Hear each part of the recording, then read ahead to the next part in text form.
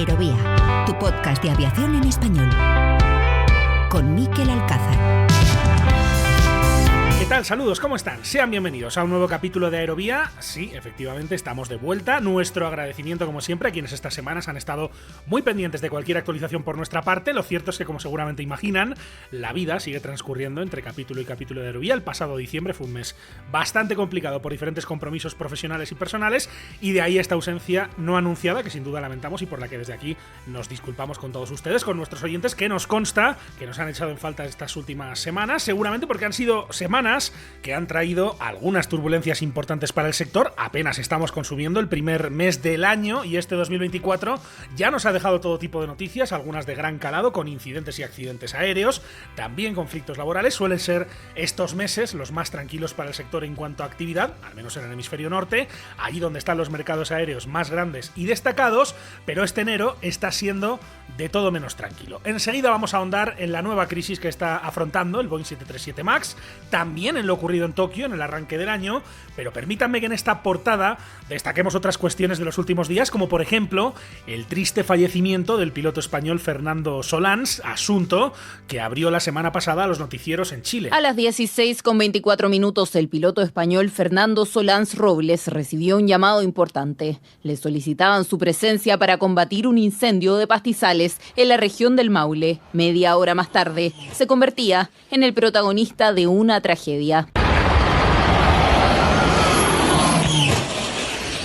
Aquí había un pastizal quemándose y de repente va a ser... Así es como contaba Chilevisión el accidente del piloto español, cuyas imágenes desde distintos ángulos vimos repetidamente en los medios y en las redes sociales. Como en España, la lucha contra los incendios en Chile no es un asunto menor, y de ahí la enorme sensibilidad de la sociedad chilena ante una noticia trágica como esta, que incluso hizo que el presidente chileno Gabriel Boric expresara sus condolencias a través de las redes sociales, gesto que replicó poco después el presidente español Pedro Sánchez. Un accidente aéreo que ya investigan las autoridades del país sudamericano. Sobre un accidente y sobre todo lo que vino después pone el foco una película que lleva semanas dando mucho que hablar. Nos referimos lógicamente a La Sociedad de la Nieve, la película que revive la tragedia del vuelo 571 de la Fuerza Aérea Uruguaya en 1972 en un valle recóndito de los Andes, ahora conocido como el Valle de las Lágrimas, al lado de la frontera entre Argentina y Chile. Y aunque pasen por encima nuestro, no van a ver. ¿Qué pasa cuando el mundo te abandona? Cuando no tenés ropa y te estás congelando. ¡Vamos a llegar hasta arriba! Cuando no tenés comida y te estás muriendo. Si no comemos nos vamos a morir. ¿Comer qué? Es el sonido del tráiler de una película sin duda muy recomendable. Suerte para esa película, por cierto, del director español Juan Antonio Bayona, en esta semana, con el anuncio este martes de las nominaciones a los Oscars. Y un sonido más en este arranque, este para los amantes del espacio, el de la primera misión comercial europea. 5, 4, 3, 2, 1, ignition, engine full power, and liftoff. Go active 3. Further beyond, opening the door for more to follow. Godspeed AX-3. Así es como tuvo lugar el inicio de la misión AX-3, comandada por el astronauta hispano-estadounidense Michael López Alegría, al frente de una tripulación con astronautas de Italia, Suecia y Turquía, vuelo privado de la empresa Axiom a la Estación Espacial Internacional, que partió de Florida en una cápsula Dragón de SpaceX y que continúa estos días en el espacio. Y hoy en Aerovía vamos a repasar esas noticias relevantes de estos últimos días, con un foco especial en lo que está sucediendo alrededor del Boeing 737 MAX. Lo vamos a hacer en compañía del director editorial de Aviación Line, de Pablo Díaz, en una edición especial del Radar de Aviación Line aquí en Aerovía, y en el tramo final actualizaremos las novedades de la Fórmula de la Sustentación, nuestro podcast hermano, de la mano de su director, Aniol Jodar. Mucho contenido para volver a desempolvar estos micrófonos, reiniciando una vez más las máquinas de este podcast tras una ausencia que ya termina, con este capítulo, que es el número 112, no llamen a emergencias por favor, de Aerovía. Con la colaboración de hispaviación.es, aviación, drones y espacio por y para profesionales.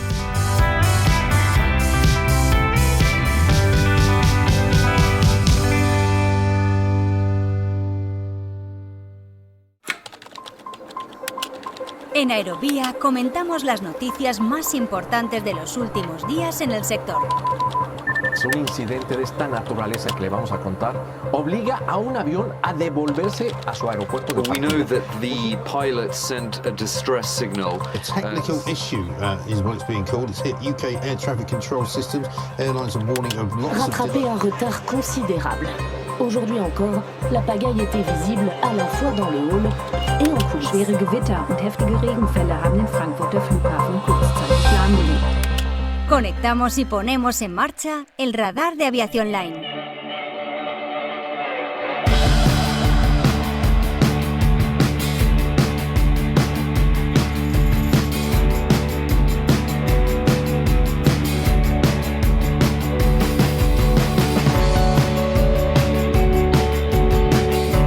Hace ya algunas semanas que no sonaba evidentemente aquí en Aerovía esta sintonía, la sintonía del radar de Aviación Line, donde como siempre saludamos al director editorial de este medio de comunicación especializado, su nombre es Pablo Díaz. Hola Pablo, ¿cómo estás? Bienvenido a Aerovía. Miquel, ¿cómo vas? ¿Todo bien? Encantado de saludarte, Pablo. No te voy a decir aquello de feliz año nuevo porque a estas alturas yo creo que ya es ilegal, pero sí es cierto que vamos a repasar noticias que han ocurrido. Habría muchas cosas de las que hablar y de hecho vamos a omitir muchas de ellas, por ejemplo incidentes, ¿no? Salidas de pista, que ha habido varias, la última, si no recuerdo mal, una de Ethiopian Airlines.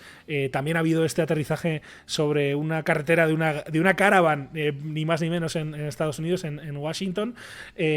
Vamos a seleccionar algunos temas que obviamente han llenado titulares estas últimas semanas, pero el primero de todos, el primer tema, el más importante y al que le vamos a dedicar más tiempo, tiene que ver con el Boeing 737 MAX.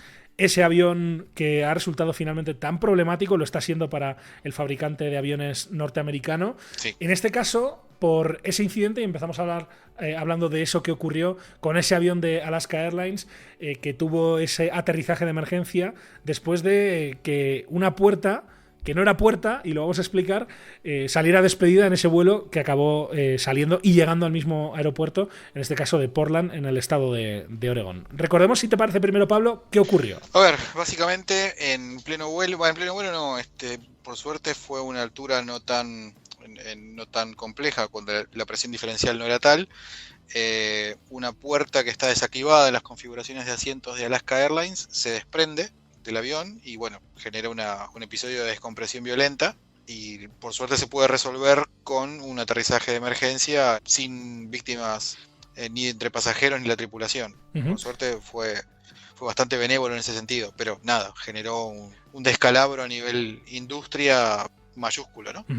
Hablamos muchas veces, Pablo, de que en la aviación no hay suerte porque es un sector pues donde la seguridad siempre se pone por delante de todo y hay profesionales muy bien entrenados, cosa en la que yo, por cierto, estoy muy de acuerdo, pero no al 100%, porque creo que sí hay un factor suerte. Hay cosas que pueden salir muy mal y no salen muy mal porque no tienen explicación, ¿no? Porque si hubieran pasado una milésima de segundo después, estoy exagerando, ¿no? Pero podrían tener un resultado muy distinto. Aquí estamos hablando, por ejemplo, de una descompresión que, si no recuerdo mal, tiene lugar a 16.000 pies. Hubiera sido seguramente distinto si hubiera sido a mayor altura, a mayor altitud. Total. Y casualmente el asiento donde ocurre esto no va ocupado por nadie, ¿no? No. Que también es otro factor que seguramente hace que esto se resuelva sin víctimas. Sí, totalmente. Además, es llamativo, ¿no? Porque si pasaba literalmente con el régimen de ascenso que tiene un MAX 9, un 737-9, con que pasara un minuto y medio después ya hablábamos de otra altura, otra presión diferencial, hubiese sido mucho peor, pudo haber terminado mucho peor, muy muy mal, y la verdad que el resto se puede arreglar. Hay cosas que van a ser más difíciles que otras, pensando un poco, ¿no? en lo que es la imagen del MAX, la imagen de Boeing, la FAA misma. Pero bueno, no hubo que lamentar víctimas y que también hubiese hecho todo lo que siguió después muchísimo más complejo. Ocurre en este modelo, en el Boeing 737 MAX, que evidentemente no hace falta que lo recordemos porque nuestros oyentes yo creo que ya todos lo saben, viene marcado por esa trágica historia con los accidentes de Lion Air y de Ethiopian, todo lo que ocurrió después, el avión queda en tierra. En este caso, el modelo sobre el que se pone el foco es el MAX 9 y la aerolínea, Alaska Airlines en este caso, toma la decisión justo ese mismo día o a las pocas horas, si no recuerdo mal, de dejar todos sus 737 MAX 9 en concreto tienen 65, operan 65 unidades en tierra. Sí, y después sigue la FAA con una directiva de aeronavegabilidad de emergencia, poco después. Pero sí, la idea era esa, y además teniendo en cuenta que en una primera instancia no se sabía demasiado de qué pasaba, y después yo creo, y esto es una apreciación personal, que Alaska toma la decisión correcta más que nada desde el punto de vista de la imagen, del manejo del manejo de imagen corporativa. Pues yo recuerdo, tal vez te acuerdas, Miquel, que cuando pasó lo del MAX de Ethiopian, lo del Lion Air más o menos uno no sabía. Ahora cuando pasó el segundo accidente, la demora que hubo en dejar el avión en tierra, el MAX-8, el 737-8 en tierra, fue terrible desde el punto de vista de la imagen, desde el punto de vista de manejo corporativo de la situación, manejo de la crisis. Se entendió como testarudez, y en realidad no había, hasta el momento que se toma la decisión de dejarlo en tierra, no había evidencia que dijese, bueno, tenemos un problema grande. Y de hecho, acá la tentación estaba en decir que es un problema del MAX, y no es un problema del MAX. Esto que le pasó ahora al MAX 9 de Alaska Airlines. Yo sé que suena paradójico, que esto que estoy diciendo no parece que fuera del MAX, y sin embargo es un MAX el afectado. Es un tema de calidad y de cadena de suministro.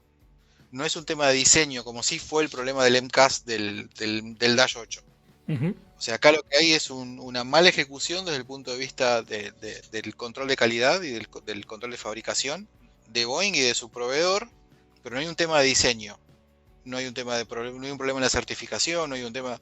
Fíjate que hay solamente una tanda grande, porque son 171 de los 240 y pico entregados, de aviones afectados, y los 737-900ER, que tienen el mismo tipo de puerta, no entraron en ninguna de las directivas de la FAA. Entonces, es una tanda específica de un modelo y de una variante que está certificada con las cosas relativamente en regla.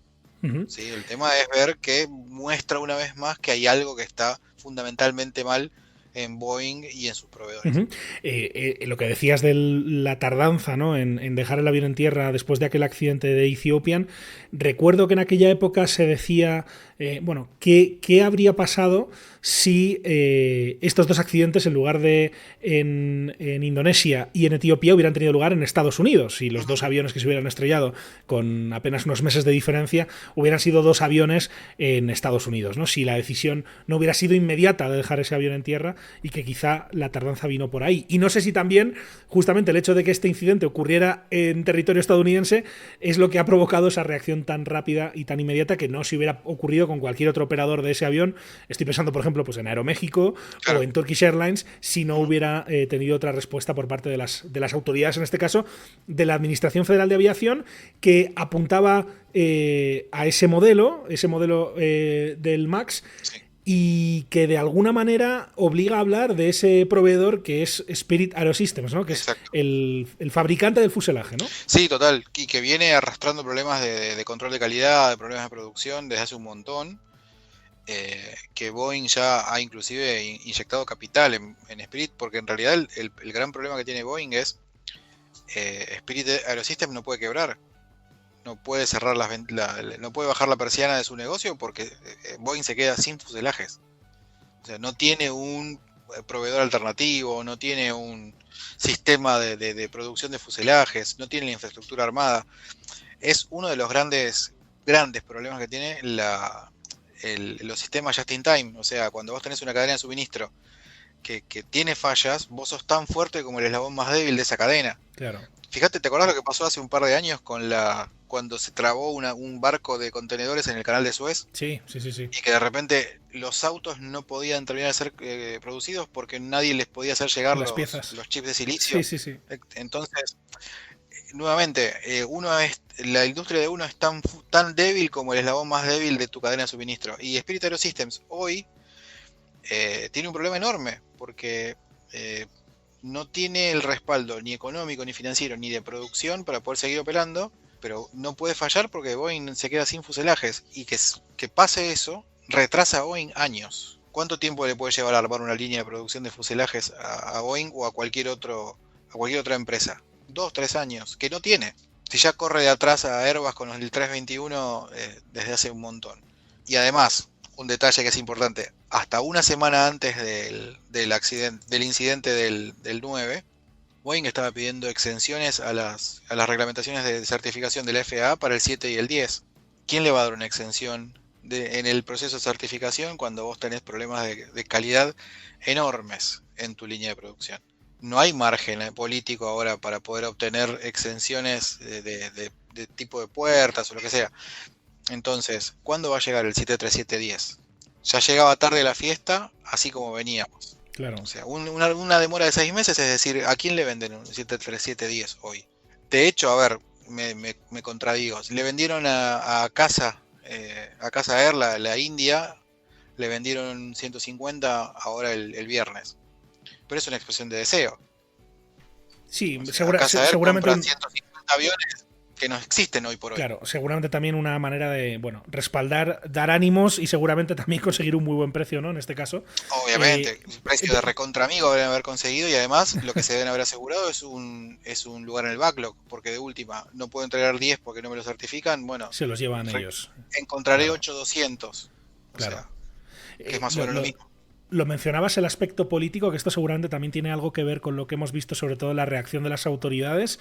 Esa desconfianza hecha pública, ¿no? En ese comunicado que en algún momento, unos días después, lanzaba la Administración Federal de Aviación, sí, anunciando una investigación a todo el proceso de fabricación del 737 sí. MAX 9 y que dejaba también esta reacción que vamos a escuchar del consejero delegado de Boeing, de Dave Calhoun, que casi se emocionaba. I didn't know what happened to whoever was supposed to be in the seat next to that hole in the airplane. I got kids, I got grandkids, and so do you. We are going to approach it with 100% in complete transparency every step of the way. No he querido pisar ese audio original de Calhoun en esa intervención a los empleados, con esos segundos en los que recordaba que no sabía qué había ocurrido con la persona que iba en ese asiento.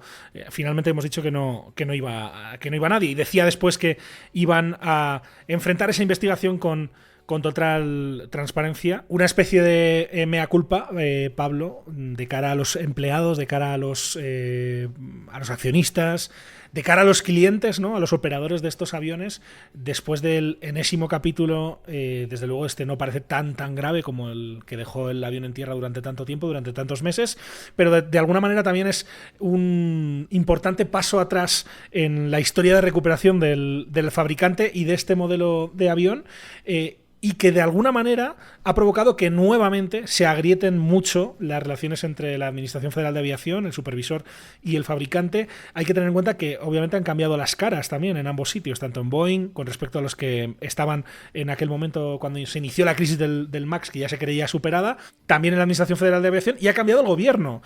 Ahora hay un gobierno pues que seguramente en Estados Unidos, con la administración Joe Biden, que seguramente tiene también mucho interés por dejar claro que está trabajando muy duro a favor de la seguridad y quizá no tanto a favor de la compañía como quizá la anterior administración, que sí era más pro empresa, por decirlo de alguna manera, y por eso la FAA toma esa medida y sobre todo la hace pública, ¿no? de iniciar una investigación, en este caso a Boeing y a Spirit AeroSystems. Sí, y además la FAA, más allá de que en un momento no tenía ni idea de qué pasaba, o sea, lo cual es lógico porque al principio de cualquier incidente uno no tiene demasiada idea, y el papel de la FAA, más allá del de la NTSB, ¿no? De la investigación del accidente, el papel del organismo regulador es decir, bueno, ok, ¿qué hacemos para que no pase? ¿Y qué hacemos para ver cuál es la responsabilidad nuestra en esto? Desde los primeros comunicados de la FAA, inclusive antes de haber emitido la directiva de aeronavegabilidad de la última, no la EADA, la primera, la de emergencia, pues esa fue casi inmediata, pero después de ahí todos los comunicados terminaban diciendo que la seguridad y no el apuro van a definir cuándo vuelven los 9 al servicio. Ese pequeño rengloncito que aparece en todos los comunicados es básicamente decir, Boeing puede patalear todo lo que quiera, pero nosotros vamos a encontrar el momento justo para dar esto, y es una señal hacia adentro y hacia afuera, porque además hay un detalle que también es importante tener en cuenta. Después de la investigación del MAX 8, de cuando pasaron de los dos accidentes de Lion Air y de Ethiopian, hubo investigaciones que llevó adelante el Congreso cuando tuvo que ir el buen hombre Muhlenberg a defender lo indefendible, en el cual la pasó bastante mal, porque había representantes de los distintos estados donde Boeing tiene fábrica, donde hay oposición a Boeing en algún punto, es decir, o donde Boeing estaba pensando, se fue de ese estado y demás. Hubo mucha rosca política a nivel estadual del papel de Boeing. Entonces, acá va a pasar lo mismo, pero la FAA no tiene margen para dejarse meter en ese lío, como sí pasó en lo del Dash 8. Hay un montón de juegos, más allá del de la seguridad propiamente, que para mí es el más importante, pero hay un montón de lobby atrás y hay un montón de cuestiones para poder resolver con respecto a qué va a pasar con la compañía en sí, qué va a pasar con el control de calidad, qué va a pasar con sus proveedores, con su cadena de suministro, con el tema de que una de las cosas más importantes que mencionó la FAA, para mí que es lo que más le duele a Boeing, es el hecho de perder la delegación de supervisión, la supervisión delegada. La capacidad de certificarse algunas cosas, ¿no? Exactamente. Mismo, ¿no? Lo cual es un problema, porque en realidad vos tenés, por un lado, un organismo estatal que tiene una fuerza de trabajo calificada, obviamente, porque no es que yo paso por la puerta de la FAA y pregunto y me dicen, sí, vení, a ver qué onda. No, hay que tener un nivel de formación enorme, pero también es cierto que los mejores talentos en ingeniería aeronáutica y demás, terminan trabajando para el sector privado, porque obviamente el sector privado tiene una oferta de beneficios y una oferta salarial mucho mayor a la que puede ofrecer el Estado. Entonces, tenés dos opciones: o le dejás al lobo el control del gallinero, es decir, le dejás a Boeing que se certifique solo, lo que ya vimos que no salió demasiado bien, o pones a gente que tiene una formación y que es, obviamente que es grande, pero que no es el mejor talento disponible, a certificar tecnología que tal vez no entiende. Yeah. Entonces es un problema también.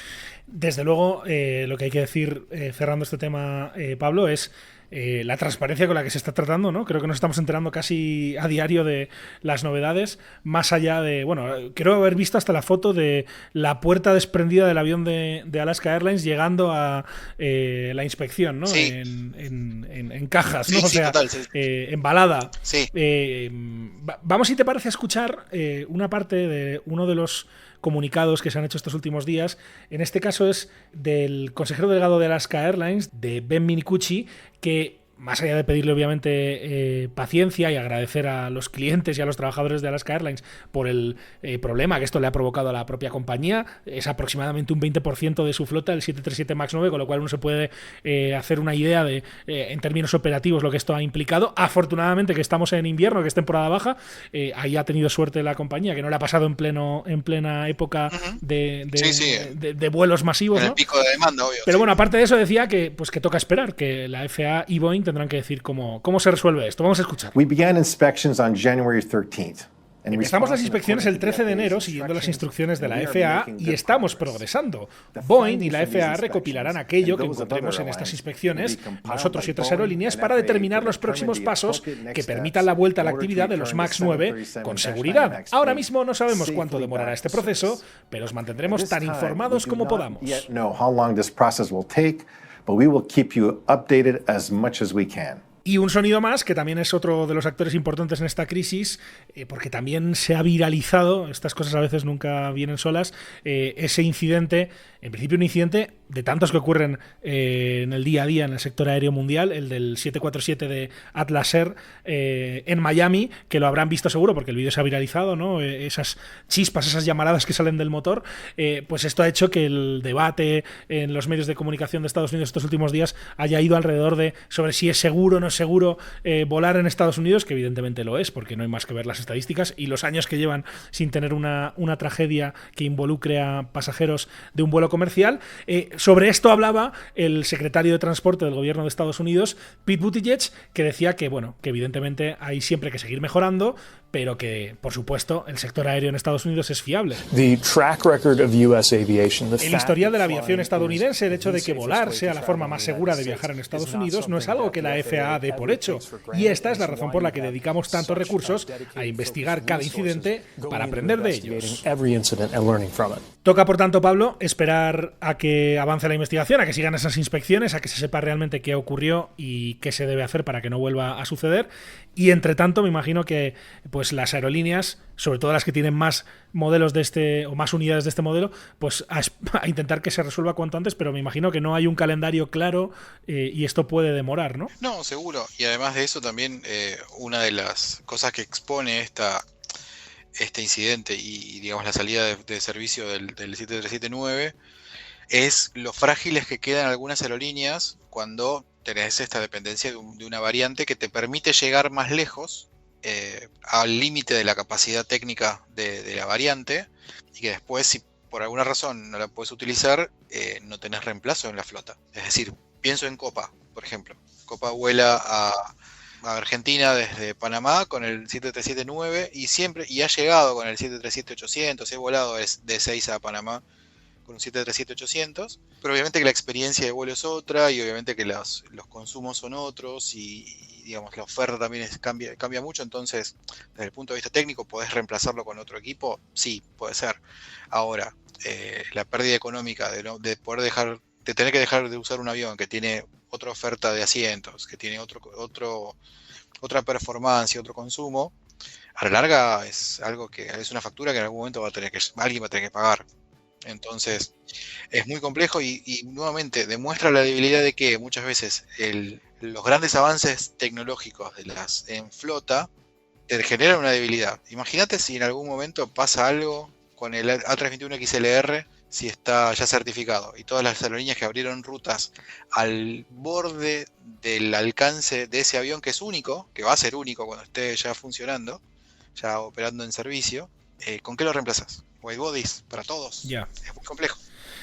Copa Airlines, de hecho, es una de las damnificadas, ¿no? Tiene 29, si no recuerdo mal. Alaska lo hemos mencionado ya, creo que también por ahí está United, Aeroméxico, ¿no? Sí. Turkish Airlines, no son tantas las aerolíneas, pero digamos las más representativas seguramente son esas. Sí. Aerolíneas que evidentemente van a estar muy pendientes de ver qué pasa finalmente con esto. Sí, y lo simpático en este caso es que por primera vez en muchos años de industria a nivel global, las low cost ganaron, porque con las low cost tienen la mayor cantidad de asientos posibles, la puerta está habilitada y por tanto los pueden seguir usando.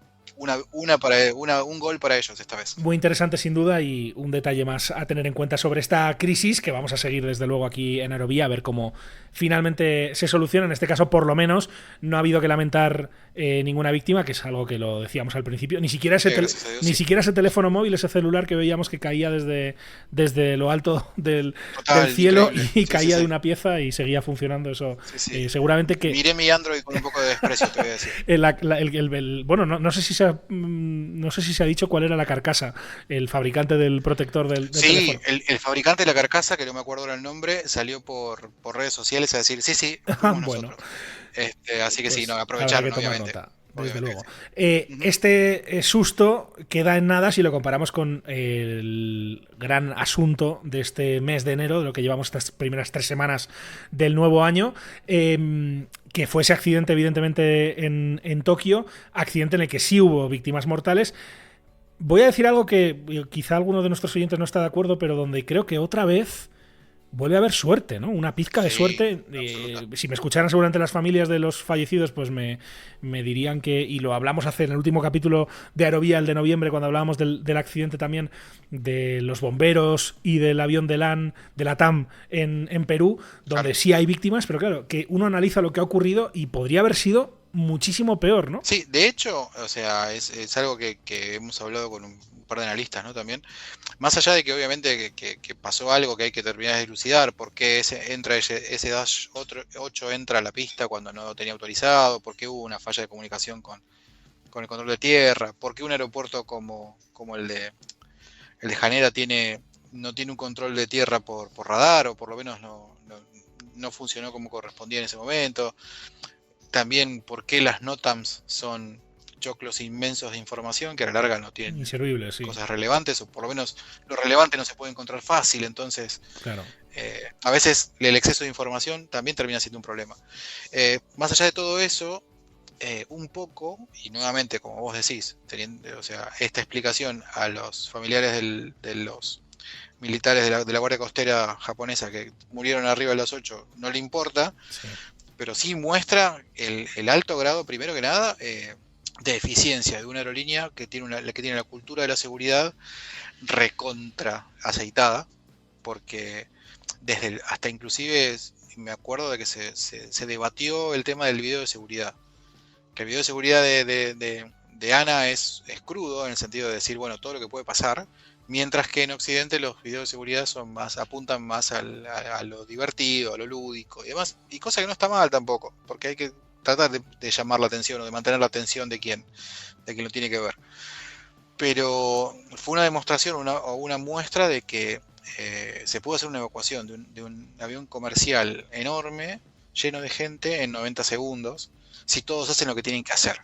Sí. O sea, lo cual es bastante. De hecho, del vídeo de seguridad, Pablo, que lo comentaba yo, creo que el mismo día que salía ese recordatorio de, bueno, vean cómo es el anuncio de seguridad de ANA, de Japan Airlines, ¿no? En Japón, pues claramente tiene otra forma de verlo.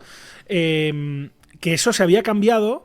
Yo hice memoria después del accidente del Sukhoi de Aeroflot en Moscú, donde parte del avión no logró evacuar a tiempo y hubo más de 40 personas que perdieron la vida.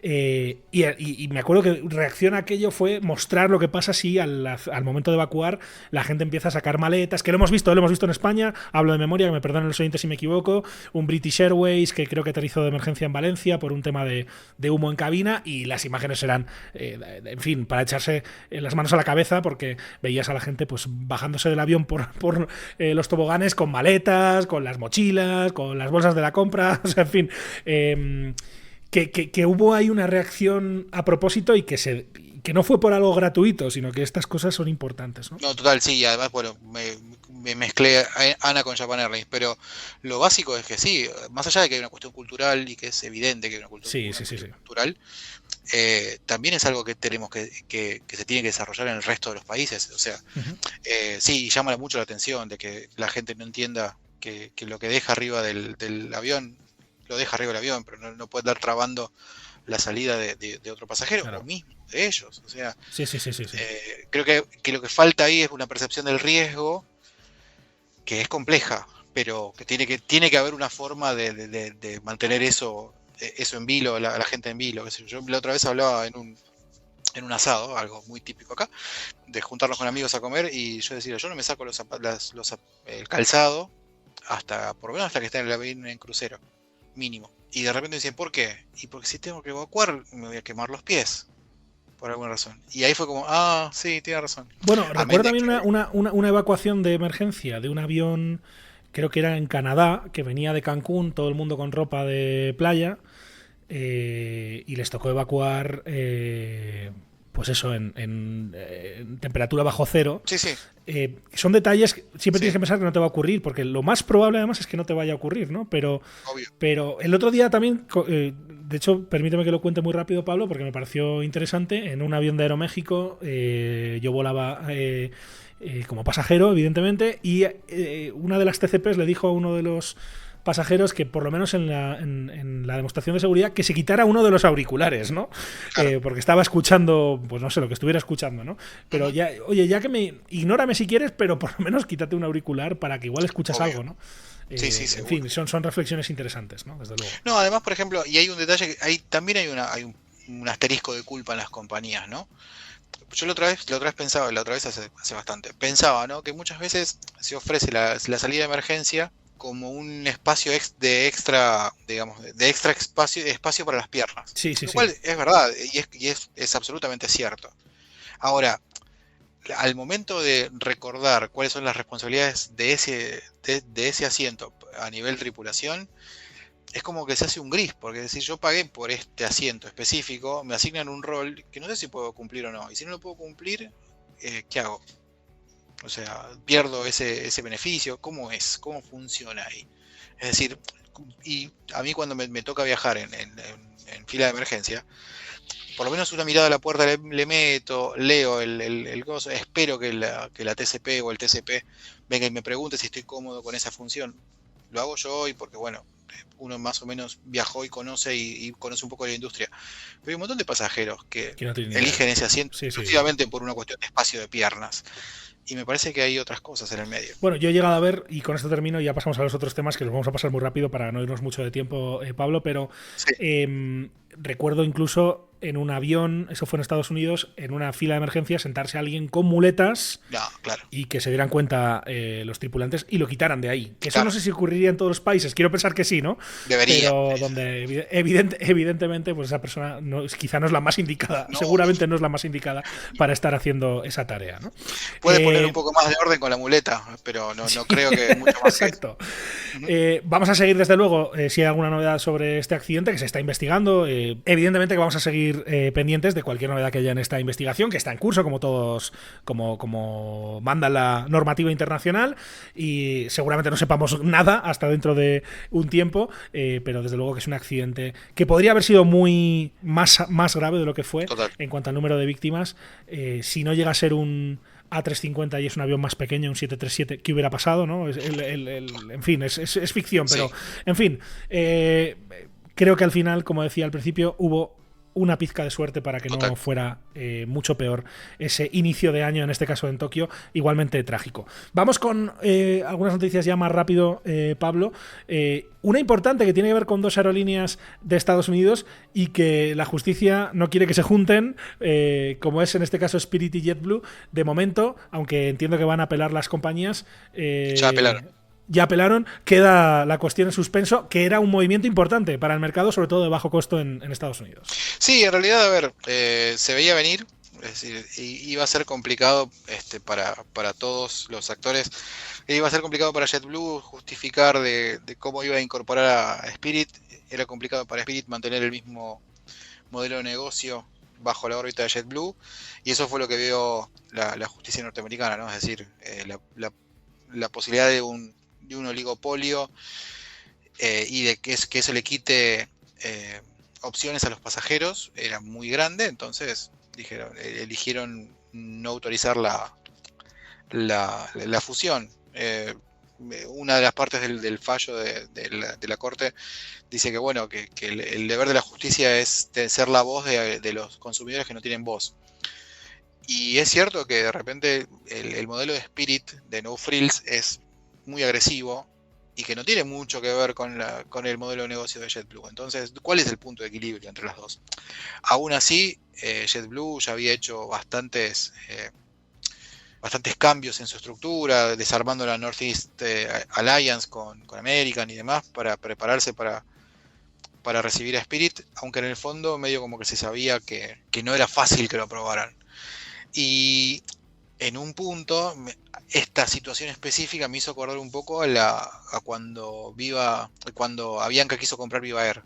En el sentido de que cuando propuso la compra, era una la situación y había una compañía que podía servir y una ruta que podían servir y un modelo de negocio que le servía a incorporar a Avianca como el low cost para no seguir dañando la imagen de la marca Avianca propiamente. Y acá me parece que había algo muy parecido, es decir, como que JetBlue tenía la posibilidad de ofrecer un servicio más reducido, más a la Spirit, sin manchar, digamos, la imagen de la marca JetBlue propiamente. Pero hoy la situación es completamente distinta, o sea, fíjate cómo después de que se conoció el fallo, las acciones de JetBlue subieron y las de Spirit se fueron al piso. Sí. Entonces, el mercado un poco estaba esperando que no pasara. Y bueno, la que se ríe en el costado con mucha gracia y tomando un trago es Frontier, que parece haberse salvado de un collar de melones como hoy es Spirit. Hoy Spirit no está en una situación financiera y económica muy agradable, así que es muy probable que termine pidiendo el capítulo 11. Muy probable. De eso hay rumores también, y salto a la siguiente noticia, en América Latina, en este caso en Brasil, un mercado importantísimo, ahora mismo, si no recuerdo mal, el segundo por detrás de México, pero generalmente era al revés, como es el de Brasil. Sí, volumen y pasajeros transportados seguro. Y ahí hay una aerolínea que también es grande, que es Gol, que, en fin, asoma la pata, ¿no? Y en realidad Lo que se supo realmente es, más allá de que hubo muchos rumores de que podía estar pidiendo capítulo 11, o sea, presentándose en Estados Unidos a la ley de quiebras, y hacerlo en Estados Unidos justamente para evitar un proceso de recuperación judicial en Brasil, que son engorrosos, largos, caros y generalmente no exitosos. Lo único que salió a aclarar Gol en la semana fue, bueno, sí, contratamos a la misma agencia que hizo el proceso del capítulo 11 para Bianca, dentro del mismo grupo de Abra, ahora las dos, pero no significa que vayamos a pedir el capítulo 11. Sí. En mi barrio, una compañía que sale a decir no quebramos, generalmente quiebra. Pero bueno, son detalles de mi barrio, básicamente. O sea, yo creo que Gol está complicada, viene complicada hace bastante, viene complicada con los leasings, que tuvo que hacer varias renegociaciones y quiere seguir haciendo renegociaciones. Ryanair desembarcó hace un par de días a llevarse pilotos de Gol, así que algo sabrá Algo se huele en la industria, ¿no? Claro, Sí. exactamente. Algo Bueno. olió Liri y está en eso. A ver qué pasa. Vamos a estar ver qué pasa. obviamente pendientes porque es una aerolínea importante en un país aeronáuticamente también muy importante como es Brasil. Y quería cerrar, antes de preguntarte por tus planes para esta semana, que son muy interesantes y le van a gustar a nuestros oyentes, también comentar que ese pedido que ha desaparecido, ¿no?, en la lista de lo que tiene pendiente de entregar Airbus en los próximos tiempos, Sí. y que tiene que ver con un país problemático como es Irán, ¿no? Y más en estas últimas semanas. Sí, bueno, Irán nunca no gana para disgustos, es decir, hace muchos años que viene con problemas, pero en 2016, de repente, vaya uno a saber por qué, calculo que la situación geopolítica lo permitía, agarró y dijo, salió de compras, pidió 100 aviones a Airbus, 80 a Boeing, pidió creo que algo así como 20 o 30 ATR también, dentro del fabricante europeo de turbohélices. Y bueno, después hubo un cambio político, un cambio de presidente en Estados Unidos, se endurecieron las sanciones y demás, y los pedidos se fueron cayendo. Pero Airbus los mantenía en su backlog, los mantenía dentro de su lista de aviones pedidos, lo mantuvo hasta este año, hasta diciembre de 2023, que ahí fue cuando ya los removieron. De ese enorme pedido de 100 aviones, recibió, si mal no recuerdo, 2 330 y un 321. Y después no recibió más nada. No sé si no recibió alguna TR, pero me parece que de Airbus recibió 3 aviones. Y el resto, bueno, habrán quedado ahí para ese lugar en el backlog, será ocupado por otro, o si no es que ya se ocupó. Cosa que no le viene nada mal tampoco a Airbus liberar backlog, porque los puede salir a negociar de vuelta en un contexto en el cual aquel que tenía ganas de comprar 737-10, por ejemplo, claro, va a tener apetito. Está pensando 2 veces, exactamente. Sí, Entonces, sí. Pero bueno, nada, se perdió ahí una oportunidad de renovar un parque de aviones en Irán que está más que jugado, o sea, hace 1000 años que no tiene sanciones para recibir insumos, repuestos y demás, y la situación a nivel seguridad operacional ahí no es la mejor. Para nada. Un país que seguramente ya recuerda mucho a lo que va a ocurrir y ya está ocurriendo en Rusia, ¿no? Que lo estamos viendo también casi semana a semana, los problemas que están teniendo. Pues déjame terminar esta sección, alargada sección, porque era la primera después de 2 meses del Radar de Aviación Online, Pablo, contando a nuestros oyentes que vas a estar en Fitur. No sé con qué expectativa estos días en la Feria Internacional de Turismo en Madrid, si ya tienes algún avance de lo que desde el punto de vista del sector aéreo vas a poder ver, o vas un poco con la mirada muy atenta a qué sorpresas te vas a encontrar. A ver, vamos un poco a ver qué pasa. Es la primera Fitur de Aviación Online, y obviamente mi primera Fitur también. Pero bueno, va a haber algunas novedades con respecto, ya tenemos algunas cosas armadas con Vueling, algunas cosas armadas con algunas aerolíneas, mismo con Iberia, voy con Iberia, así que también voy a tener la chance de probar la Premium Economy del Airbus 350 de Iberia. Pero bueno, nada, ir a ver un poco cómo es el panorama del turismo para la región hispanohablante, o sea, en España y en América Latina, por ejemplo. O sea, el país que es sponsor de esta edición es Ecuador. Ecuador tiene, bueno, un par de semanas complicadas las últimas, pero en un contexto en el que había crecido, había recuperado cierta normalidad a la hora de su transporte aéreo, más allá de la salida de TAME. Pero bueno, ver un poco y también empezar a ver un poco de normalidad, ¿no? Es decir, la Fitur 2022 fue la relativamente primera normal, pongámosle, después de la pandemia, porque la de 21 todavía tenía los coletazos muy encima, la de 22 fue la primera relativamente normal, y esta ya debería ser un poco más mirando futuro, mirando para ver qué pasa y demás. Ahí va a haber algunos anuncios con respecto a Argentina, la verdad que no tengo mucho más que eso, y entender también qué se quiere anunciar en un contexto en el que Argentina cambia todo dentro de cada 15 minutos, es complejo, pero vamos a ver qué novedades hay. Muy bien, pues en 2 semanas que volveremos a tener aquí nuevo capítulo de Aerovía, lo contamos y se lo trasladamos también a los oyentes aquí en Aerovía. Pablo Díaz es el director editorial de Aviación Line. Pablo, que disfrutes del vuelo, que disfrutes de Madrid, come buen jamón y hablamos en 2 semanas por aquí de nuevo. Un abrazo, gracias. Abrazo enorme, gracias.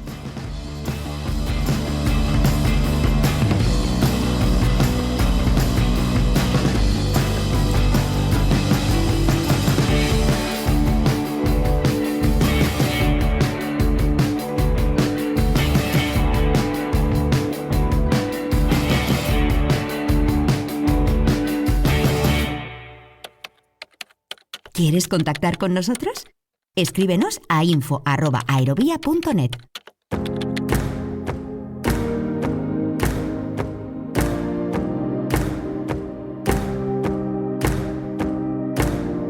Conoce el mundo del transporte aéreo de la mano de sus profesionales.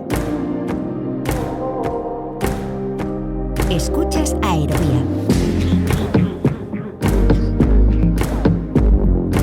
Y como no, por supuesto, hoy en Aerovía toca actualizar la fórmula de la sustentación, en colaboración con Aerovía. Es nuestro podcast hermano que pilota con maestría y con éxito nuestro invitado hoy, nuevamente, Aniol Jodar, que es el director de la fórmula de la sustentación. ¿Cómo estás, Aniol? Muy buenas. Hola, Miquel, ¿qué tal? Un placer. Encantado, bienvenido a Aerovía, que ha pasado ya tiempo desde la última vez que hablamos, en este letargo, en esta pausa que hemos hecho en el podcast. No la has hecho tú, te hemos podido seguir escuchando en estos 2 meses y, de hecho, es lo que queremos hacer, actualizar 2 capítulos, son los capítulos 5 y 6 de la fórmula de la sustentación.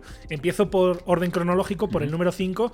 Entrevistaste a una piloto que ha tenido una carrera muy peculiar, ¿no? En el sector, no todo el mundo ve el sector desde tantos prismas distintos como es Laura Monclús. Sí, Laura, lo digo al empezar el capítulo, creo que es de las personas que ha visto el sector de los helicópteros desde más prismas, porque es ingeniera, es piloto y desde el punto de vista de la ingeniería ha estado en muchos sitios, desde gestionando una empresa hasta gestionando el departamento de la CAMO, que es los responsables de ingeniería en una operadora, hasta ahora que está en Airbus Helicopters diseñando y pensando cómo van a ser los helicópteros del futuro. Está trabajando viendo nuestro presente de aquí 5 años.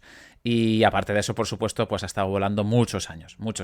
Así que conoce el sector y lo conoce muy bien porque además ha estado en AESA, que es la otra pata que le da un conocimiento espectacular, muy amplio y bueno, pues sabe de legislación, conoce el punto de vista de los que se sientan arriba y vuelan, también de la administración, y tiene una visión tan completa que es un regalo escucharla y aprender de ella. Uh-huh. Si no me equivoco, de los 6 capítulos que se han publicado ya de la fórmula de la sustentación, este es uno de los más extensos porque, evidentemente, lo estabas diciendo, hay mucho que contar, ¿no? Desde la experiencia en estos diferentes ámbitos dentro del sector. Déjame, si quieres, Aniol, que destaque 3. El primero, que tiene que ver con un ámbito personal, pero que seguramente muchas mujeres se pueden ver reflejadas, ¿no?, en esa conversación con Laura, que tiene que ver con la decisión de ir posponiendo la maternidad por aquello de la carrera profesional, ¿no? Uh-huh. De ir pasando por diferentes eslabones de la cadena pensando que la maternidad pues te puede cortar aquello y darse cuenta que en un momento dado es ahora o nunca, ¿no? Sí. Bueno, Laura tiene una historia personal y no solo por la maternidad, que también muy, muy interesante. Creo que es...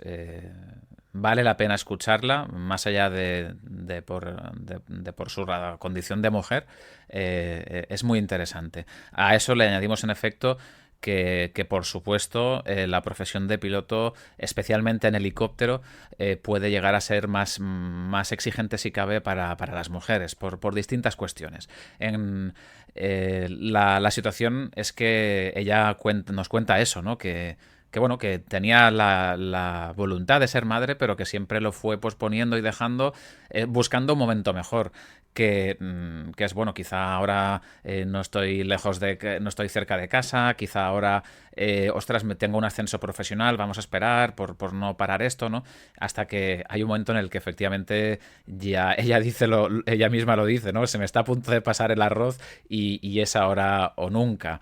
Y esa maternidad, en este caso, en su caso, viene, ella decide, no hace alarde ni gala de ello, pero si la maternidad y la paternidad ya de por sí son, creo que tú lo sabes bien, son un ejercicio en sí mismo, hacerlo sola, porque ella lo ha hecho sola, pues tiene un mérito y requiere de una organización y de un compromiso que son fuera, en nuestra sociedad ahora, que están fuera de lo común. Uh-huh. Sin duda es interesante la historia de Laura, que estuvo, por cierto, aquí en Aerovía hace mucho tiempo y de hecho cuando estuvo con nosotros, trabajaba en Senasa para la AESA, que es quizá uno de los elementos más curiosos de su carrera, porque conoce la administración, ¿no? Ese actor no siempre comprendido, a menudo criticado y muchas veces con razón del sector aéreo, ¿no? Ella estuvo, creo que unos 3 años y pico en Senasa, pero al final empotrada, digamos, en AESA, en distintos departamentos, al principio más en temas de inspección y de supervisión de las operaciones y luego en diferentes grupos de trabajo, valga la redundancia, trabajando para mejorar ciertas normativas, especialmente las relacionadas con el mundo de los incendios. AESA hizo un cambio normativo muy importante del que hablamos durante el capítulo y que probablemente para mí sea la mayor aportación que ha hecho la agencia en los últimos años, al menos en helicópteros. Probablemente esta normativa, sin exagerar, haya salvado vidas. Porque las cabinas de muchos helicópteros de lucha contra incendios pasaron de tener un piloto a tener 2. Uh-huh. Y eso que, bueno, pues cambió muchas cosas, desde luego muchas cosas. No se hizo, hay muchas críticas, porque luego la normativa pues fue un poco difícil y era de interpretar y también difícil de aplicar, pero en esencia fue una mejora sustancial. Hay que mejorarla, pero en este sentido AESA hizo buen trabajo. Laura habla de todo eso, dice que su compromiso y el compromiso de la agencia es mejorar cada día. No se muerde la lengua y dice que hay gente que no trabaja lo bien que tendría que hacerlo, pero en general su visión es que hay gente muy comprometida y que quiere tirar y mejorar las cosas. Vamos, si te parece, Aniola, a escuchar un fragmento de esta parte de la entrevista en la que se hablaba de su experiencia con la Agencia Estatal de Seguridad Aérea, con tu entrevistada, con tu invitada, con Laura Monclús. Bueno, yo creo que hay que pensar un poco en AESA como que nació en el 2008, lo que había antes era otra cosa, era el ministerio. El hecho de que se creara la Agencia Estatal de Seguridad Aérea fue una cosa buena. Todo eso también necesita un tiempo, necesita arrancar. Evidentemente había unas inercias de otra época y eso yo creo que nadie lo puede negar, ni siquiera dentro de AESA, con lo cual pues con grandes profesionales que también había, pero bueno, pues con otras personas que quizá también pues estaban acostumbrados a otras cosas. Y yo también lo he sufrido, como lo hemos sufrido todos. Pero AESA ha ido también evolucionando. Creo que poco a poco ha ido entendiendo las necesidades del sector. Bueno, creo no, tengo la seguridad, por lo menos con la gente con la que yo trabajaba en operaciones, lo cual no significa que ellos lo puedan regalar todo, porque al final, como todas las cosas, cada uno tenemos nuestros jefes y tenemos otros estamentos por encima y tenemos una serie de normas que cumplir. Por eso es importante lo que estabas diciendo tú antes, ¿no? Es importante saber por qué las cosas son y por qué pasan. Creo que con el tiempo en AESA ha ido entrando gente pues con un espíritu distinto y quizá otro de los problemas o una de las circunstancias que ocurre es que pues no hay toda la gente que quizá pues necesitaríamos en ciertos momentos, porque luego son picos de trabajo en muchas ocasiones, ¿no? Para responder. Pero me sorprendí gratamente cuando llegué, porque los funcionarios que atienden a las operaciones, o por lo menos los compañeros con los que yo trabajaba, te puedo asegurar que hemos trabajado sábados, hemos trabajado domingos, y eso no lo hacen todos los funcionarios. ¿Y eso por qué ocurre? Pues ocurre porque las personas eran conscientes de lo que necesitaban las empresas. ¿Que tienen muchos puntos de mejora? Por supuesto. Ellos mismos lo hablan, lo cuentas y te lo dicen. Y siguen trabajando para mejorar. Y del ámbito de la supervisión, tan importante en el sector, Laura hace un cambio bastante significativo también en su carrera cuando recibe la llamada de Airbus Helicopters, que es ahora su actual empleador. Sí, imagínate, ¿no? Yo lo comparo cuando lo hablamos con que tú eres el que está ahí en la fiesta de fin de curso en una esquinita y que la más guapa del baile te saque a la pista, ¿no? Y le llamó a Airbus para proponerle eso, embarcarse en una aventura que hace no mucho que está en marcha, creo que menos de un año, y eso, en la oficina de diseño, en desarrollando sistemas de mantenimiento y diseñando, en fin, participando en el desarrollo de nuevos productos pues que todavía nosotros no sabemos cómo son, ni la verdad es que en este sentido, imagínate el secreto industrial que hay, claro. No nos avanza muchas cosas, pero sí nos adelanta su visión de cómo va a ser el futuro en cuanto a pilotos, y si quieres ahora hablamos un poco de ello. Vamos a escuchar un fragmento de esta entrevista, que es el capítulo 5 de La Fórmula de la Sustentación, con Laura Monclús. Es verdad que hoy por hoy nadie se lo imagina, y a la larga que no haya pilotos. Y eso hoy por hoy es inimaginable. Yo ni siquiera sé si nosotros lo vamos a vivir, pero que vamos hacia eso está claro.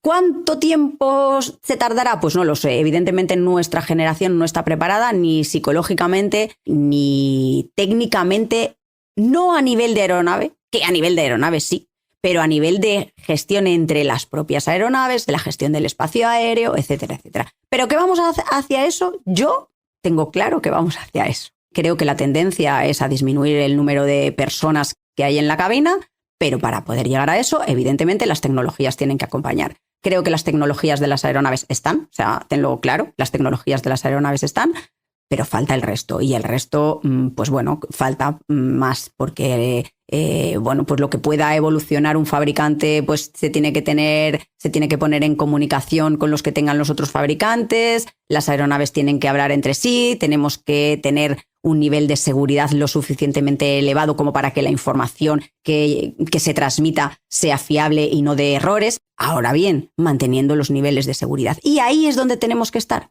Parece claro, Aniol, que las máquinas, entre comillas, ¿no? La tecnología va a seguir ganando evidentemente protagonismo, ¿no? Sí, ella lo dice claro, dice que la tecnología está lista. Lo que pasa que el reto que tienen ahora, que hay ahora, es, digamos, desde dos vertientes. Por un lado, la integración tecnológica, es decir, yo constructor, fabricante, he conseguido hacer un producto que es independiente y autónomo por sí mismo. Pero ¿cómo lo integro ahora en un mundo en el que no se pueden comunicar conmigo? No todos los aviones y los helicópteros puedo saber qué van a hacer, no puedo recibir instrucciones del control aéreo. Entonces, el gran reto es esa integración de esta máquina que pueda ser autónoma con el resto de actores que son todavía, digamos, analógicos y humanos. Entonces, por un lado, los fabricantes tienen este reto, también aprender a comunicarse entre ellos, es decir, trabajar en un estándar común que sirva para todos, que eso creo que no está todavía bien fijado. Y por otro lado, unas cuestiones quizá más regulatorias, legales, que quién asume las responsabilidades cuando hay algún problema, y también, no menos importante, la confianza que le quiera depositar el público general. Laura dice que las generaciones actuales, muchas de ellas todavía no están preparadas a nivel, digamos, más de conciencia para volar en un avión o en un helicóptero en el que no vaya nadie delante. Pero cree que es cuestión de generaciones, de pocos años, que esta mentalidad pues vaya cambiando. Es muy recomendable, sin duda, esa conversación de Aniol Jodar con Laura Monclús, que es el penúltimo capítulo de la Fórmula de la Sustentación. No es el último, porque el más reciente es con otro protagonista. Cuéntanos, Aniol, ¿quién es Ilie López? Bueno, Ilie López es un piloto gallego. Creo que en este caso es un buen adjetivo, porque define su manera de ser en cierta medida, pero no por no saber si está subiendo y bajando, sino al revés, porque dispara clarito y habla vamos, clarísimo. Ilie fue un piloto, estuvo trabajando 10 años en el ejército y luego su particularidad, y creo que es una parte importante del interés que tiene la charla con él, es que empezó a trabajar en España, pero enseguida se dio cuenta que no estaba cómodo con cómo se trabajaba aquí y se fue fuera. Estuvo trabajando muchos años en África, en diferentes operaciones, desde el Programa Mundial de Alimentos hasta haciendo operaciones, evacuaciones médicas en zonas de conflicto. No directamente para ningún ejército, sino a veces hay operadores civiles que son contratados para hacer evacuaciones médicas en zonas difíciles. Y ha hecho ese tipo de trabajo. También ha estado en Oriente Medio más adelante y ahora, buscando un poco más de tranquilidad, se ha desplazado a Europa, a Alemania, donde hace también una operación muy interesante en molinos eólicos marinos, que es una tecnología y una infraestructura que está en un gran crecimiento. Pues necesitan mantenimiento y eso se hace en helicópteros. Los mecánicos y los ingenieros se trasladan en helicóptero y son izados en grúa para que hagan sus trabajos, ¿no? Entonces, bueno, vuela una de las máquinas más modernas del momento, el AgustaWestland 169, y su experiencia es muy, muy interesante por muchos aspectos. Vamos a, si te parece, escuchar un par de fragmentos de esta conversación con Ilie López, también una conversación extensa, muy detallada. Primero, sobre su experiencia en el mercado español, en el ámbito civil, porque él, como has mencionado, también tiene experiencia en el ámbito militar, pero del por qué decide lanzarse al extranjero. Cuando toqué el mercado español, conocí grandes profesionales, pero hubo cosas pues que me hicieron saltar las alarmas. Tengo una anécdota en la que mi primera experiencia en el mundo civil, llegué a una reunión donde había muchísima gente allí y me encontré con un piloto que me reconoció. Me dijo: oye, tú estuviste hace muchos años en una oposición para el ejército conmigo. Y le dije: pues lo siento, pero no me acuerdo de ti. Y él me dijo: yo sí, yo te recuerdo, y al final tuviste suerte, entraste. Y bueno, ¿y qué tal te va? Pues no lo sé, es mi primer año aquí, no sé cómo me va a ir, estoy un poco... Bueno, pues no sé qué esperar, no sé qué espera la compañía de mí, me han dado un puesto de responsabilidad, voy a ser comandante en mi primera campaña civil. Y se le abrieron los ojos como platos y me dijo: ¿que vas a ser comandante? Y digo: pues sí, supongo que como tú, ¿no? Y este chico me respondió que no, que él llevaba 10 años volando en esa compañía, digo volando entre comillas, y que no se había podido anotar ni una hora. Y ahí mis alarmas empezaron a saltar, como, ¿cómo? No puede ser que alguien que lo ha pasado peor que yo, seguro, los últimos 10 años, y la compañía no le ha dado ni una opción a ascender, a ser capitán, a apuntarse horas, no han buscado un plan B para él. Entonces ahí empezaron a saltarme las alarmas de que a lo mejor el mercado español no es lo que yo estaba buscando. Son comentarios de la experiencia profesional de este invitado, de Ilie López, en la Fórmula de la Sustentación, hablando sobre su experiencia profesional, y también reflexiones muy interesantes de quien ha vivido ya una carrera intensa y extensa, que tienen que ver con la intuición, Aniol. Sí, todo el relato y la entrevista con Ilie son, desde mi punto de vista, es un personaje muy interesante no solo por lo que cuenta, que tiene mucho valor, sino cómo lo cuenta. Es un tío que sabe hablar muy bien y que te hace quedarte pegado al auricular escuchando lo que dice. Sobre la intuición, él, al final del capítulo, sabes que siempre intentamos hacer alguna pregunta relacionada con algún incidente, algún momento difícil que hayan pasado los invitados, sobre todo volando, y él comparte un mensaje que le llega una mañana de hace pocos meses, de un compañero suyo que le dice: oye, estás trabajando, tengo algo que contarte. Y cuando levanta el teléfono, pues le comunican que dos compañeros, pero también amigos suyos, con los que él había vivido en Oriente Medio habían tenido un accidente precisamente ahí en Emiratos y habían fallecido. 2 pilotos que entre los dos sumaban 17.000 horas, con mucha experiencia. Y él comparte que unos días antes, en un chat que compartía con esta gente, pues ellos habían dicho que estaban empezando una nueva operación, que estaban incómodos, que no estaban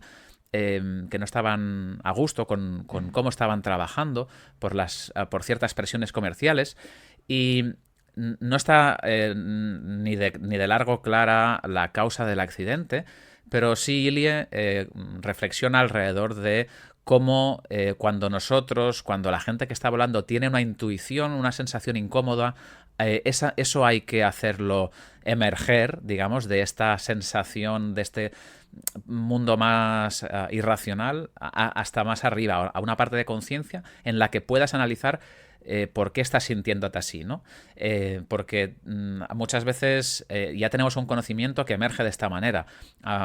Por ejemplo, quizá hablando más de emociones, por ejemplo, no tiene nada que ver con esto, pero a veces probablemente en un día que tú te levantas con el pie izquierdo, antes de que tú puedas verbalizar y pensar, hostia, es que estoy enfadado o estoy triste por esto, por lo otro, mucha gente tiene una sensación física en el cuerpo, un malestar, ¿no?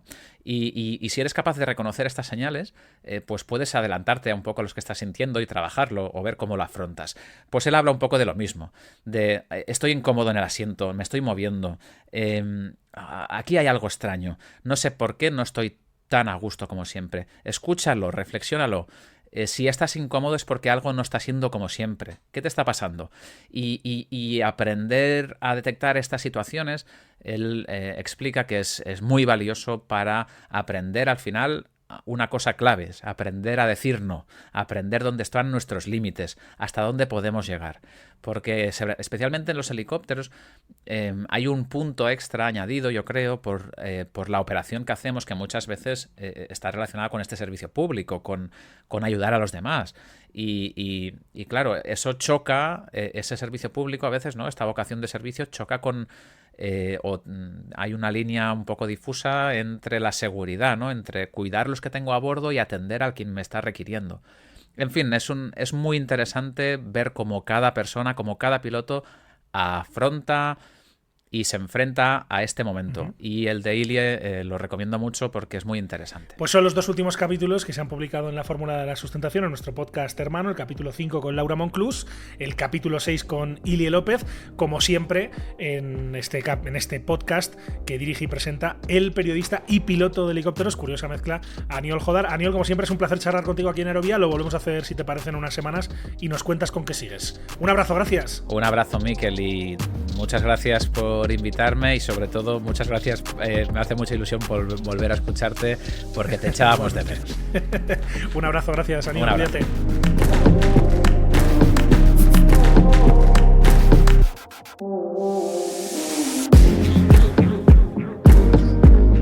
Y así llegamos al final de este capítulo en Aerovía. Pronto, en 2 semanas, nos volvemos a encontrar con ustedes en las principales plataformas como Apple Podcast, iVoox o Spotify. Mientras tanto, recuerden que todos nuestros contenidos siguen a su disposición en www.aerovia.net. Pueden seguirnos ahí, además de nuestros perfiles en las redes sociales, y nos pueden contactar, ya lo saben, en nuestro correo electrónico en info@aerovia.net. Una vez más, muchísimas gracias por estar ahí y hasta la próxima.